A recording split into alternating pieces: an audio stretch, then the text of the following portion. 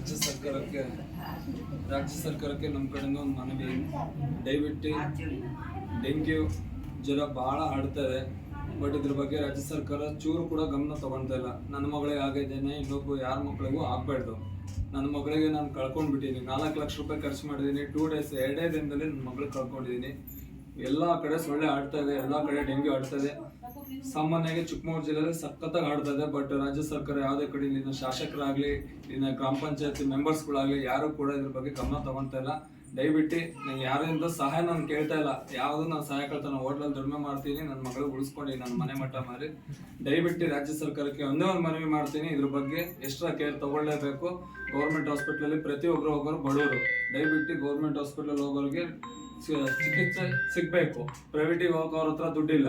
ದಯವಿಟ್ಟು ನನ್ನ ಮಗಳಿಗೆ ಆಗಿದ್ದೇನೆ, ಯಾರಿಗೂ ಆಗ್ಬಾರ್ದು. ಇಲ್ಲ ಅಂತ ಹೇಳಿದ್ರೆ ನಿಜವಾಗ್ಲೂ ನೀವು ರಾಜ್ಯ ಸರ್ಕಾರಕ್ಕೆ ಚೀಮಾರಿ ಆಗ್ಬೇಕಾಗತ್ತೆ. ಇದು ನನ್ನ ಮನವಿ. ನನ್ನ ಮಗಳಿಗೆ ಆಗಿದ್ದೇನೆ, ಯಾರಿಗೂ ಆಗೋದು ಬೇಡ.